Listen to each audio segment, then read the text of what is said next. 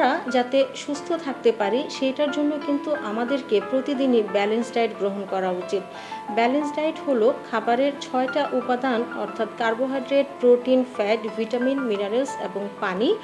এই 6টি উপাদান যে খাবারের মধ্যে একটা নির্দিষ্ট পরিমাণে এবং নির্দিষ্ট অনুপাতে থাকবে এবং যেটা শরীরের সব ধরনের চাহিদা পূরণ করতে পারবে, সেই খাবারটাকেই ব্যালেন্স ডায়েট বলা হয়। আজকাল দেখা যায় অনেকেই খাবার থেকে কার্বোহাইড্রেট বাদ দিয়ে দিচ্ছেন, আবার অনেকে শরীরের জন্য ভালো না এটা ভেবে তেল বাদ দিয়ে দিচ্ছেন। এটা কিন্তু আসলে একেবারেই ঠিক না। আমাদেরকে প্রতিদিনই খাবারের 6টা উপাদানই খাবারে থাকে এরকম খাবার খেতে হবে। যদি আমরা খাবার থেকে কোনো একটা উপাদানও বাদ দিই তাহলে কিন্তু সেটা আর ব্যালেন্স ডায়েট হলো না এবং আমাদের শরীরের জন্য সেটা কিন্তু আলটিমেটলি ক্ষতির কারণ হয়ে যাবে একসময়।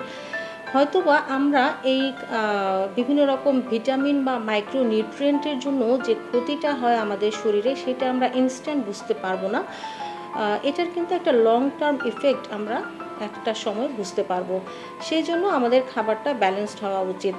ব্যালেন্স ডায়েটের মধ্যে কার্বোহাইড্রেটকে আমরা অনেকেই বাদ দিয়ে দিই, কিন্তু কার্বোহাইড্রেট যদি আমরা বাদ দিই তাহলে কিন্তু প্রোটিন এবং ফ্যাটের সংশ্লেষণটা বাধা পাবে বা হবে না।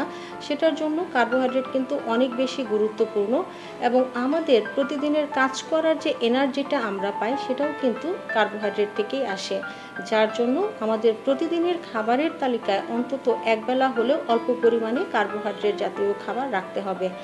এই কার্বোহাইড্রেটগুলোর জন্য আমরা লাল চালের ভাত, লাল আটার রুটি, ওটস এইগুলোকে রাখতে পারি, অর্থাৎ যেগুলোকে আমরা হেলদি কার্বোহাইড্রেট বলছি বা কমপ্লেক্স কার্বোহাইড্রেট বলছি।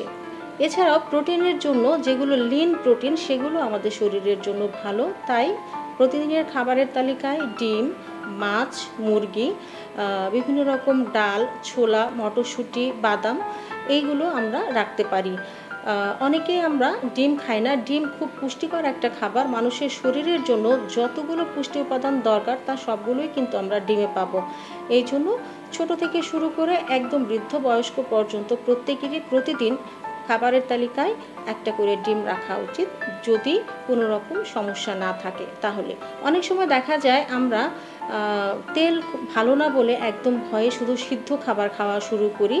আসলে তেল কিন্তু আমাদের শরীরের জন্য একটা মিনিমাম অ্যামাউন্টে দরকার হয়, অর্থাৎ আমাদের শরীরে যে ফ্যাট সলিউবল ভিটামিনগুলো থাকে সেগুলোর অ্যাবজর্পশনের জন্যও কিন্তু কিছুটা তেলের দরকার হয়।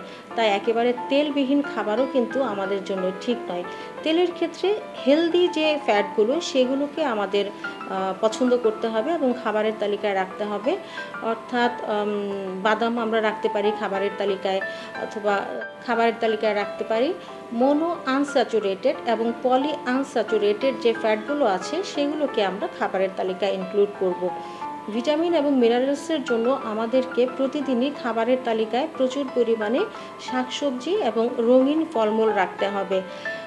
একজন প্রাপ্তবয়স্ক মানুষের প্রতিদিনের খাবারের তালিকায় 25 থেকে 30 গ্রাম ফাইবার যুক্ত খাবার রাখা উচিত।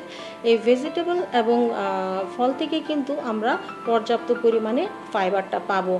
এছাড়াও একজন মানুষের কিন্তু প্রতিদিনই খাবারের তালিকায় 400 গ্রাম শাকসবজি এবং ফল থেকে আসতে হবে। এর মধ্যে 100 গ্রাম থাকবে ফল, 200 গ্রাম থাকবে সবজি এবং 100 গ্রাম থাকবে লিফি ভেজিটেবল অর্থাৎ শাক। এইগুলো কিন্তু খাবারের তালিকায় তাকে রাখতে হবে। এছাড়াও প্রতিদিনই কিন্তু পানির পরিমাণটাও আমাদেরকে অবশ্যই মাথায় রাখতে হবে। বিশ্ব স্বাস্থ্য সংস্থার মতে একজন প্রাপ্তবয়স্ক মানুষের দৈনিক পানির চাহিদা তার ওজনের 43 মিলিলিটার পার কেজি ওজনের সাথে 43 মিলিলিটার, অর্থাৎ আমাদের দেশের ক্ষেত্রে 35 থেকে 75 বছর বয়সে একজন মানুষের প্রতিদিনের পানির চাহিদা 1.5 লিটার থেকে 3.5 লিটার পর্যন্ত হওয়া উচিত। এর সাথে সাথে যদি কারো সোয়েটিং বা ঘাম খুব বেশি হয় তাহলে কিন্তু তার পানির চাহিদা অনেক বেড়ে যাবে। এই 6টি উপাদানের সমন্বয়ে ব্যালেন্স ডায়েট বা সুষম খাবার যদি আমরা আমাদের খাবারের তালিকায় রাখতে পারি তাহলে কিন্তু আমরা সুস্থ থাকতে পারবো এবং আমাদের শরীরে খুব বেশি রোগ আসতে পারবে না।